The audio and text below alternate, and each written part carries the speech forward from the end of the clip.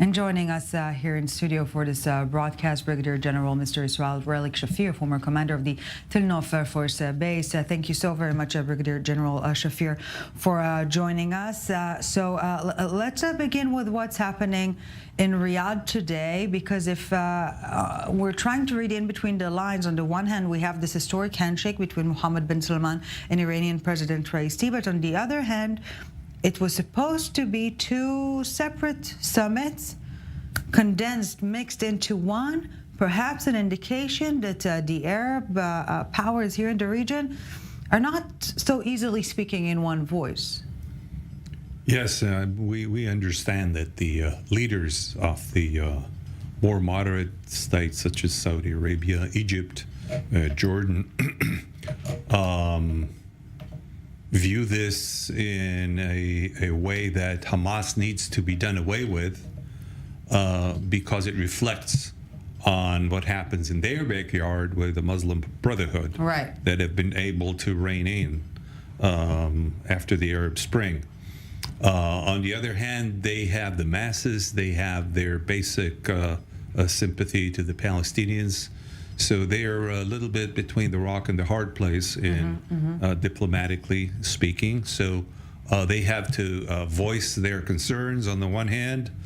What happens in the back channels, we don't know, but this is expected and understood. And as always, there's a gap between the public statements and what's going on behind the scenes. And yet, in this respect, we must admit the Iranians are working, and they're working hard. There's not a day passing by without some Iranian official convening some sort of a diplomatic meeting. Let's take a listen to what Iranian Raisi had to say today. Let's take a listen.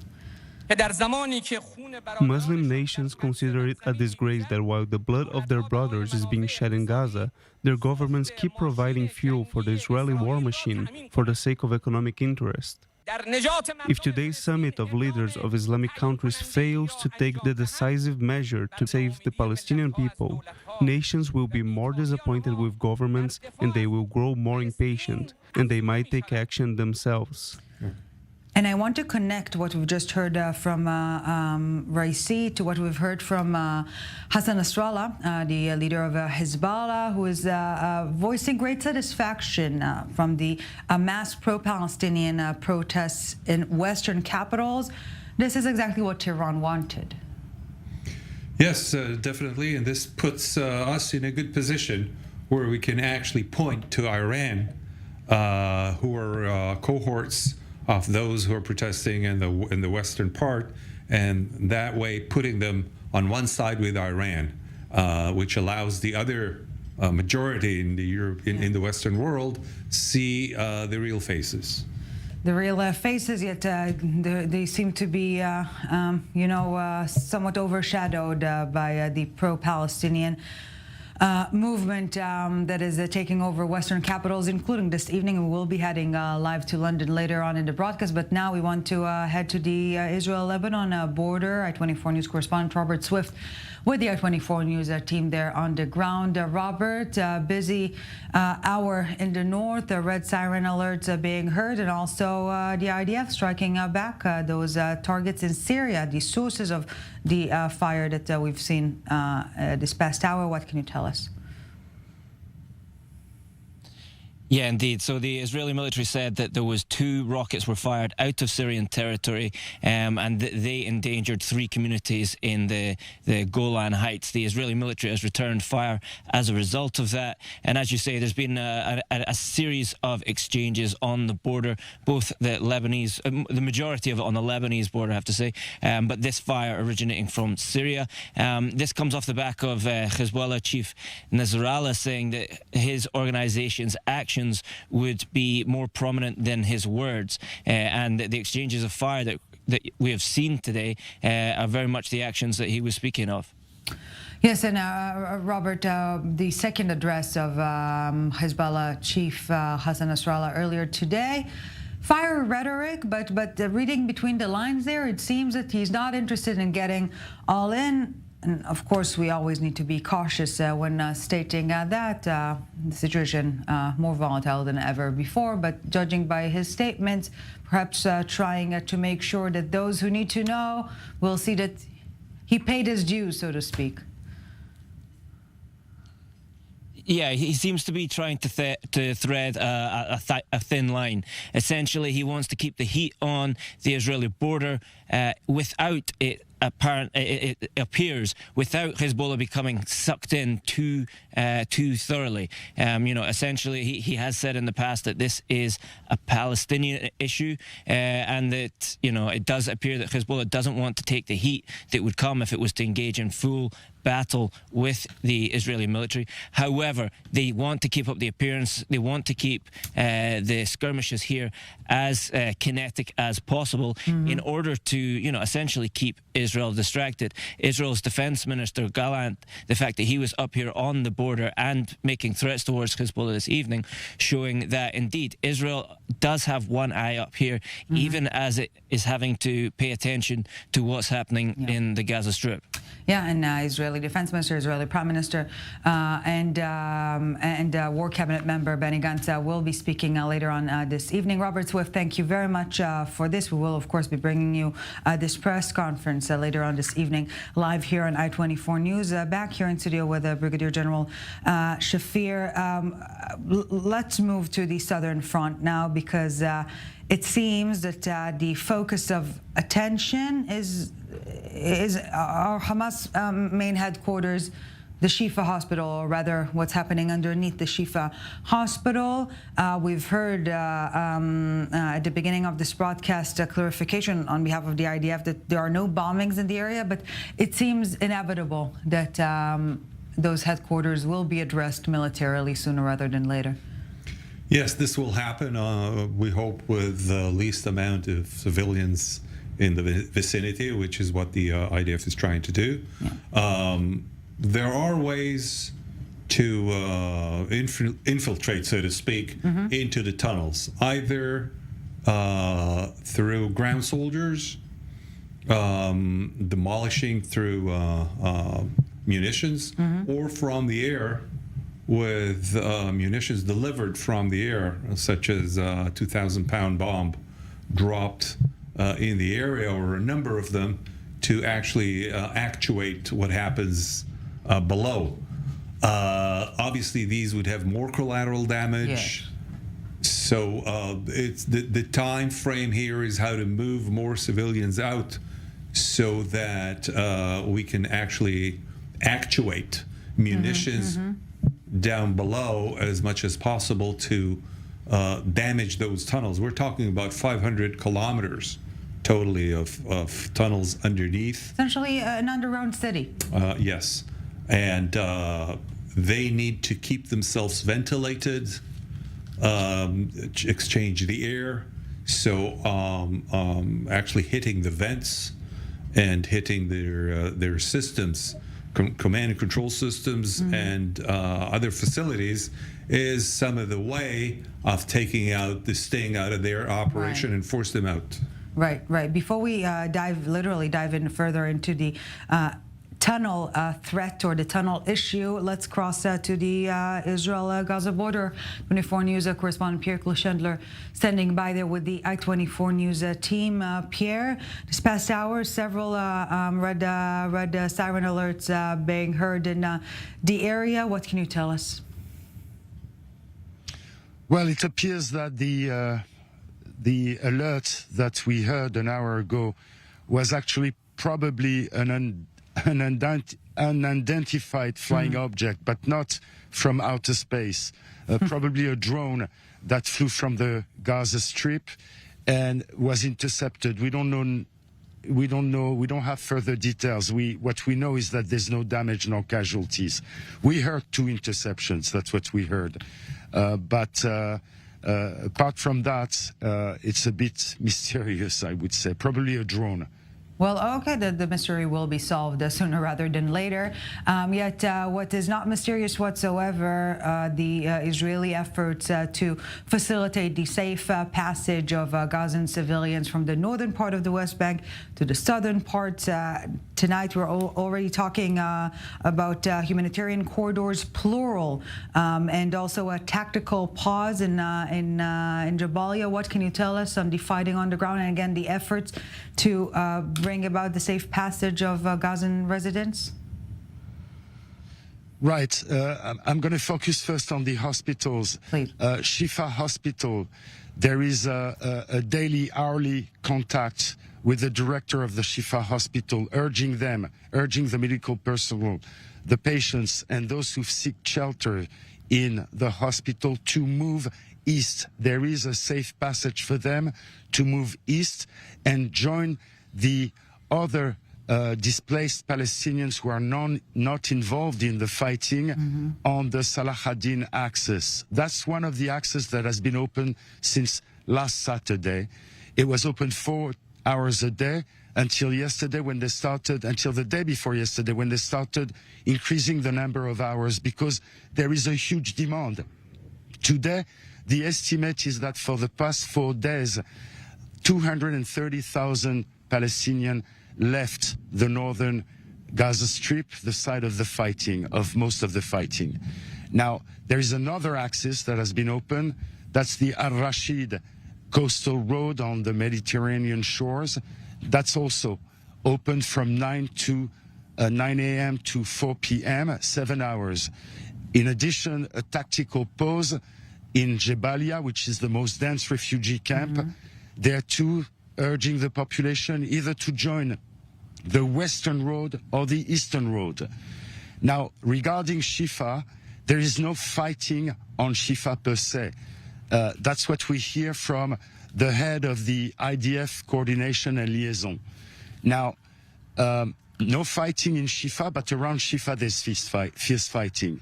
Now, if at the beginning at Shifa there were 20,000 people who were seeking shelter inside the hospital grounds and in the compound near the hospital, now there are probably a few hundred or a couple of thousand at most. Regarding other hospitals, such as Rantisi Hospital and Nasser Hospital, the IDF is also enabling the population to leave and to through a safe passage from the hospital to one of the axes. So there is a whole humanitarian operation which is unilaterally installed by the IDF. There is no commitment by Hamas. Yeah. When the safe passage from Nasser and Rantisi hospitals was open, Hamas fighters tried to prevent that, to prevent the evacuation of the people that were inside the hospitals. The army neutralized those terrorists. But given that, it's a unilateral measure, which means Hamas is absolutely not committed to it. And there could be instances in which they shoot at civilians in order to prevent them from going down south and still use them and exploit them as human shield. There are other hospitals in the vicinity of Gaza City which are also surrounded, such as the Al-Quds Hospital or the Indonesia Hospital. All in all, in Gaza, in the Gaza Strip, you have 20 hospitals, in addition to the field hospitals that have been set up by the Emiratis, etc. So there is no lack of hospital. The problem is underneath those hospitals, there are a lot of military installations. Yeah, this is part of the modus operandi of Hamas, to use a civilian infrastructure for terror purposes. We're seeing it in kindergartens, in schools, and in hospitals, of course. Pierre Chandler, i24 News correspondent on the Israel-Gaza border, thank you very much for this. We will get back to you, of course, later on in the evening, back here in studio with Brigadier General Shafir. The issue of the pauses that Pierre just mentioned that are unsurprisingly not respected by Hamas, particularly crucial when discussing what appears to be yet another pending potential hostage deal being in the works, the fruits of which will be tested only while actually materializing. But in terms of the fighting on the ground, such a pause on could it undermine the military efforts, the advancement of the troops in the Gaza Strip? This should be seen as part of a total scene that has diplomatic, international, media repercussions, and obviously military. The idea is to demolish Hamas as quick as possible with minimum casualties on Israeli side, soldiers, and of civilians. Right. This is a complex algorithm to solve. And obviously anything or a pause, when you think of a pause, does it help Hamas? Does it help our international stand? Does it help the leaders who are supporting Israel? Does it give us an ability to explain what we're doing to the international and public community, both in Israel, outside of Israel? How does it affect Israeli public? How does it affect the families of the hostages? This is complex. So obviously all this has to be taken when deciding on a pause. But obviously these pauses have a positive effect in the sense that Hamas can't get stronger underneath. They can breathe a little, but they don't have new munition or anything else to take. So this is a very meticulous drive to get Hamas, and it'll take more days because the faster we do it, the more we lose on the ground. The slower we do it, the more public support we lose. Right. So it's not an easy thing to solve. And yet there is another component in this already complicated equation, the hostages, and there are some fears that such a pause will be utilized by Hamas to perhaps relocate some of the hostages and by that hinder the intelligence ability of Israel. So indeed, an extremely complicated situation. And tonight, as we speak this hour here in Israel, support demonstrations in the families of the hostages across the country, calling for the immediate return of the 239 people kidnapped by Hamas terrorists 5 weeks ago.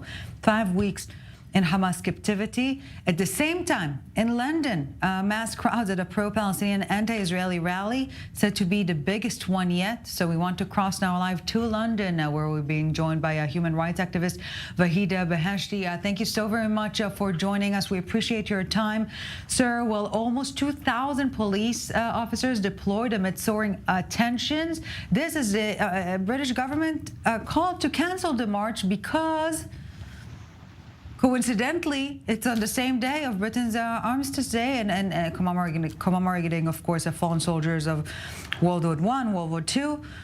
Brits are angry. They feel like their country is being hijacked. Yes, I can say today is the most important day in UK. More than 1 million British military personnel sacrificed everything, including their lives, for our values here. And the people of Great Britain, they would have liked to see pro-Palestinians protesters not take march today in the street and respect them. But that didn't happen. This was the conversation which we had in past 2 weeks here. But what I would like to insist, what we are seeing in the street of London and other countries in Europe is not pro-Palestinians protest. It's part of Iranian regime and Hamas propaganda machine.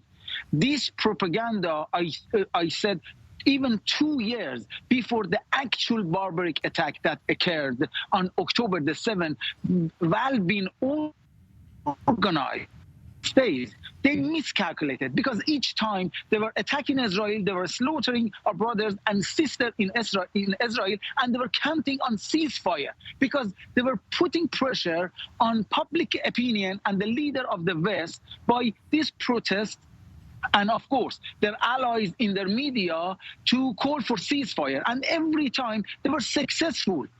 This time they miscalculated, and Israel IDF and Israel military doing great job by going into Gaza, clearing Gaza from these terrorists, and they are so frustrated for ceasefire. These people who they're calling for ceasefire in the street of London and other countries, I bet they do not understand what is Palestine, what is the cause of Palestine, what is the complexity. They don't understand anything about the complexity of this war. This is a war with Iranian regime. It's not just with the Hamas. With their allies in Europe, which they worked on them for years now. So I invite the leader of the West and all the activists and our politicians to be aware of this very complex war. And unfortunately, I see some of them, they calling for ceasefire. What does ceasefire means? Ceasefire means Israel cease, Iranian regime, Hamas, Hezbollah, Islamic Jihad fire. This is the meaning of ceasefire, what we understand for all these years. So what does ceasefire means? Give opportunity to Hamas to rearm, to regroup. What they are so frustrated these days for ceasefire? Because they want to get Yahya Sanawar out of there. There are other leaders out of their tunnel. Sorry. No. Of course, and you're illustrating the pro-Hamas movement very accurately. And yet, my question to you, Mr. Beheshti, whether today, because it coincides with Britain's most sacred day, if you believe this might be a turning point in the general public's consciousness about the essence of this battle. It's a Western battle. The West is next, as we say it. I hope Prime Minister Benjamin Netanyahu, in response to what Emmanuel Macron stated yesterday, he said this is what is going to happen in the street of France, in the street of Germany and other countries, if we are not aware of it. And we are seeing it. What I am standing at the moment is the street that I have on my right-hand side, the Foreign Office. Few nights ago, they come and splash red paint on here, and they wrote a lot of really bad stuff to our government. So this is a starting. They draw the Star of David on the people, on the Jewish people houses. So we are going back 80 years ago. So we have to be aware of this. This is not Israel war. This is our war. This is a war for humanity. And unfortunately, I am the only human rights activist to say that so far. Unfortunately, this time, the only way to achieve peace in Middle East through this war. Well, hopefully the first, but not the last. Human rights activist Vahid Beheshti, thank you so very much for speaking with us. Pleasure to be listening to you as per always. Thank you very much. Here in studio, Brigadier General Shafir. In the really short time we have left, the Israeli Prime Minister is set to take the podium tonight. What should we expect? A fiery speech and rhetoric. Showing as much force as he can, and so will the others. We're in the middle of this conflict that we've heard from the previous speaker as I would say, clash of civilizations.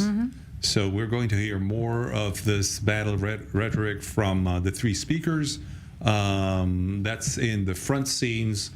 Doesn't have to reflect what happens in the back. Yes, Brigadier General Mr. Israel Relik Shafir, thank you so very much for joining us on this broadcast.